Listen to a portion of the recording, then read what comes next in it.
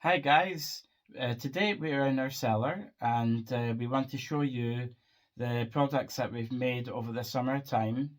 Um, these are mainly jars that we've water bathed, so it keeps the fruit and the veg, prevent them from growing off. And my wife Carlien is going to show you and explain the different jars and how we've made them.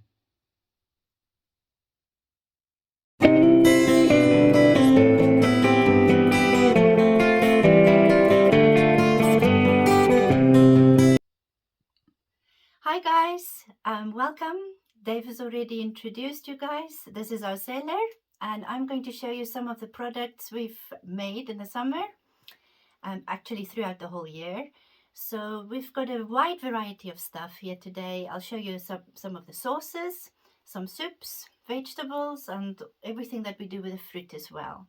So let's start with the sauces. So one of my favorite things that I do make is lutenica. Our Bulgarian viewers will be very familiar with this sauce. It's a very versatile sauce and it's made from roasted peppers and tomatoes. You can also add other vegetables into it, a little bit of onion, a little bit of carrot, whatever you fancy, or even some smoked aubergines. So this is an ideal sauce that you can have with meatballs, with pasta. You can just have it on top of a slice of bread and it's really delicious. So we've learned how to make this from the Bulgarians and can honestly say it's one of my favorite products. So let me show you a couple more of our other sauces.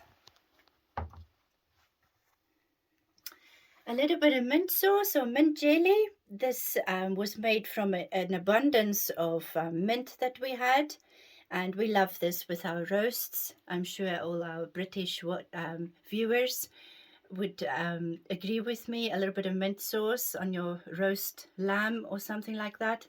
Delicious. So let's have a look what else we've got here. I've made some Asian plum sauce from our plums this year, and this is actually really delicious in some stir fries. You can of course use it with all different kinds of meat. Pork obviously works very well with it, but you could most definitely use it with chicken or beef as well. Another one we've got here is our favorite, the sweet chili sauce. This is actually one of my husband's favorites. And again, with any kind of cooked meat, it works really, really well.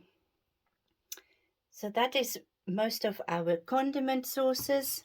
Another very handy sauce that we make every year is a pasta sauce. This one here is with aubergine and tomato.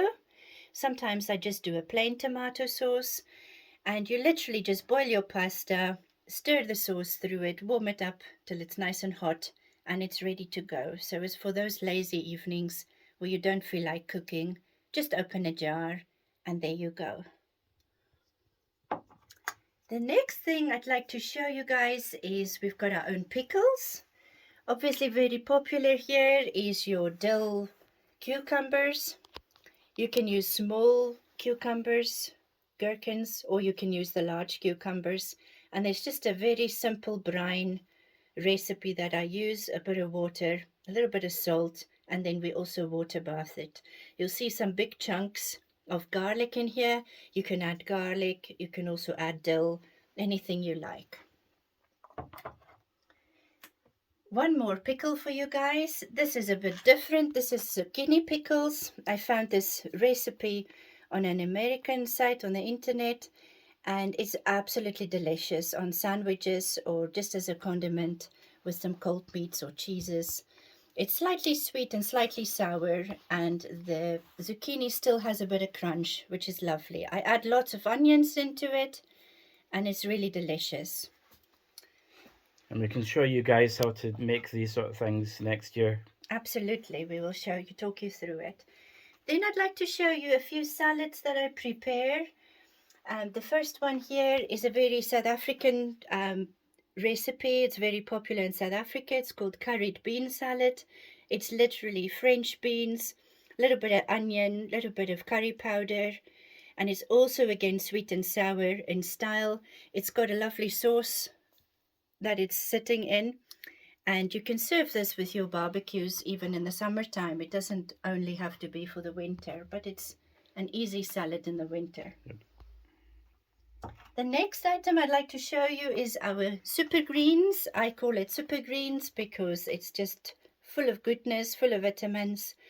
I've got 5 different leaves in here that we only blanch for 3 minutes before it goes into the water bath. So we've got mangold leaves, which is Swiss chard. We've got lovage or sorrel leaves. And then we have 2 different types of kale, and we also have beetroot leaves. I chop up the stems as well, so you've got a little bit of crunch. And this again has got a tiny bit of sugar, tiny bit of salt, and a little bit of vinegar in it to preserve it. So very lovely salad. You can have it cold, crumble a little bit of feta on top, or like the Bulgarians say, sirena cheese. Or you could warm it up and serve it as a warm side dish. And it's also lovely to stir it through pasta or just add it to your soups or stews. So there's our super greens. Very, very nice product. Just one more salad for you guys. My favorite beetroot salad. It's got a little bit of vinegar again, sugar, and I like adding a few spices to my beetroot salad. So again, very handy throughout the winter, actually any time of the year. Goes well with barbecues as well. So there's our beetroot salad. So that takes care of all our salads and pickles and sauces. Let me show you a couple more things here that you might find interesting. Over here, for our British viewers, I've got a tomato soup. It's a smooth soup, and it's as close as you can get to your proper Heinz tomato soup. I found this recipe and I've tweaked it, and in the end we found that this is actually as close as you're going to get to the real thing. Also, again, one of my husband's favorites, these ones. Oh, yes. Okay, so let's move on to a little bit of the fruit here that we've got. I'll show you this over here. This is how we make our strawberry juice. It's a very concentrated syrup. So you just add a bit of water to it, and then the strawberries that are floating in it you can have with your breakfast or with yogurt or custard as a little dessert. So very handy. This is very popular here in Bulgaria. They do this kind of thing with a lot of different fruits, and they just call it a compote, and then the juice that goes with it, obviously. Next to it here we've got pears, again the same, and peaches. The next one we have here is again a compote with cherries. We do this with our sweet cherries, but also with our sour cherries, and that's really lovely. You can strain the juice off, you can thicken that a bit, and you can make a cherry pie if you like. Now we'll move on to our chutneys, which is one of my passions here. This year we've started making a different chutney. It's an aubergine and ginger with Sultana Chutney. It's got really big chunks of aubergine in it, some nigella seeds as well, lots of spices. And this is a really lovely chutney if you're having a cheese board, or even with pate and cold meat. It's really lovely. We have other chutneys, of course. I do a spicy tomato chutney. And then for Christmas time, we have a festive plum chutney. So this chutney obviously have lots of plums in it, but it's got a strong taste of orange zest and a little bit of festive spices in there. So this is one of our... That'll go well with either duck or your turkey. All your roasts for Christmas, absolutely. Yeah. So that's our festive plum chutney. I've also got some pear and apple chutney and peach and sultana chutney. So every year we experiment with different flavors of chutneys. Now let me just show you a couple more things on the top shelf here. At the very end here, you will see our peach juice. This is an extremely thick juice. It's been pasteurized, so it's shelf stable for at least a year. And this is made from our own peaches, obviously. So we dilute this juice, or you can drink it just as it is. It will be like a smoothie, so very, very thick. Another couple of things I can show you in here is a peach butter. We've made these a couple of years ago actually, but it's still fine, it's still safe to eat. And this has actually got no sugar added to it whatsoever. So we do this in the slow cooker for 24 hours, and it's 100% peach. Nothing added, no water, no sugar. And we also water bath that to keep it shelf stable and make a seal. One last product here is our spiced plum jam. Really lovely jam with a bit of anise and clove.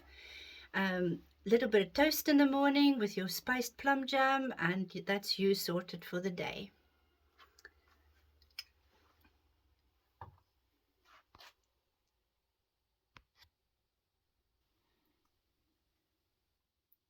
Thank you, Carlien, for the explanation of all the products in the cellar. Next year, we will show you step by step on how to prepare and cook the products in the jars, so you get to fill up your cellar. And currently, we're in the process of trying to sell some of these jars, so keep an eye out for that in the future. And in the next video, we're going to show you or explain our journey from Scotland to Bulgaria and the pros and cons, and just a bit our kind of background story. So look out for that. And I hope you enjoyed the video. Please like, subscribe, and leave a comment, and we'll see you in the next video. Bye. Bye.